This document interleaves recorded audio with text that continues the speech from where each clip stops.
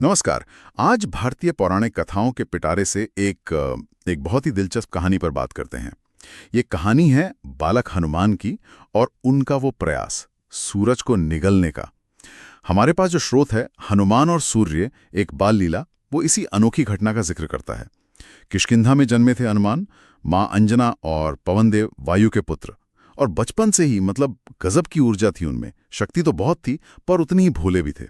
जरा सोचिए, एक सुबह भूख लगी तो देखा आसमान में उगता हुआ लाल सूरज, और क्या समझ बैठे, कोई रसीला फल, जैसे कोई आम हो। चलिए आज इसी कहानी की तहों में उतरते हैं, देखते हैं क्या हुआ।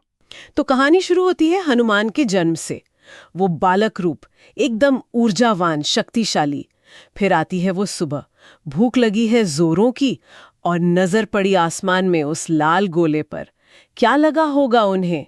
हाँ, और बस फिर क्या था, बिना एक पल सोचे लगा दी छलांग आकाश में उसे खाने के लिए।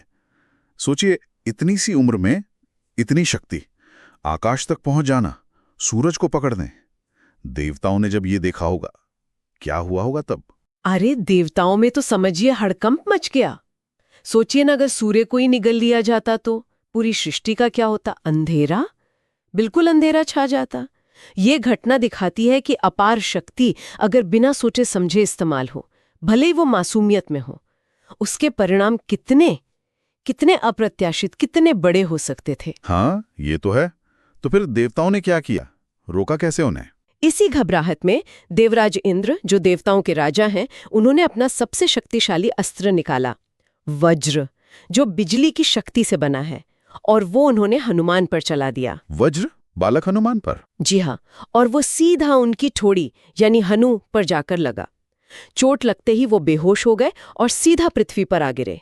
और कहते हैं इसी घटना से उन्हें हनुमान नाम मिला, मतलब टूटी हुई हनु वाला। ओहो, अपने बेटे की ये हालत देखकर पिता वायुदेव, उन पर क्या बीती होगी? वायुदेव तो अत्यंत क्रोधित हो गए, बहुत ज्यादा गुस्सा। स्वाभाविक है। हाँ बिल्कुल। और वो इतने नाराज हुए कि उन्होंने संसार में हवा का प्रवाह ही रोक दिया। हवा रोक दी मतलब सांस लेना बंद? समझिए वही हाल हो गया। हर तरफ त्राहिमाम मच गया। बिना प्राणवायु के सारे जीव जंतु, मनुष्य, देवता सब तड़पने लगे। बाप रे, ये तो बहुत बड़ा संकट आ गया। जी, तब जाकर देवताओं को अपनी गलती का एहसास हुआ कि इंद्र ने थोड़ा जल्दी कर दी। वो सब मिलकर वायुदेव के पास गए, उन्हें शांत किया, मनाया, और फिर बालक हनुमान को न केवल जीवित किया, अच्छा, बल्कि उन्हें अनेकों वरदान भी दिए, ताकि भविष्य में ऐसा न हो और उनकी शक्ति सही दिशा में लगे। वरदान? कैसे वरदान? बहुत सारे वरदान, जैसे असीम शक्ति का वरदान तो था ही, साथ में तीव्र बुद्धि, किसी भी अस्त्र शस्त्र से अजेय होने का वर, इच्छानुसार रूप बदलने की क्षमता, और हाँ, चिरंजीवी होने का आशीर्वाद भी, मतलब अमरता का वरदान। अमृता का भी? वाह। हाँ, तो ये बहुत दिलचस्प है कि कैसे एक संकट का क्षण, एक मुसीबत की घड़ी हनुमान के लिए भविष्य की महानता की नींव बन गई और वरदानों का अवसर बन गया, है ना? बिल्कुल, एक संकट वरदानों में बदल गया। तो इन वरदानों से हनुमान पहले से भी ज्यादा शक्तिशाली होकर होश में आए। तो ये कहानी, ये सिर्फ एक बच्चे की भूल या देवताओं की घबराहट की कहानी नहीं लगती। अब इसमें कुछ और गहरा है, क्यों? बिल्कुल, आप सही कह रहे हैं। ये कहानी कई परतें खोलती है।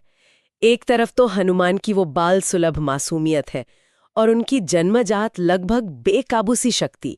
दूसरी तरफ उनकी पिता वायुदेव का वो असीम पुत्र प्रेम दिखाई देता है।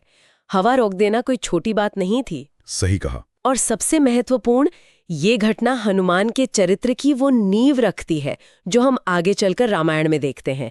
वो अपार शक्ति, लेकिन बाद में वही शक्ति श्री राम की भक्ति से नियंत्रित होती है, दिशा पाती है।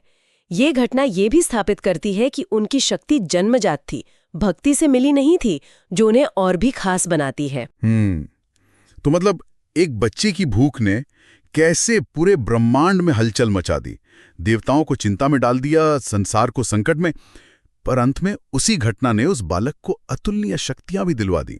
हाँ बिल्कुल।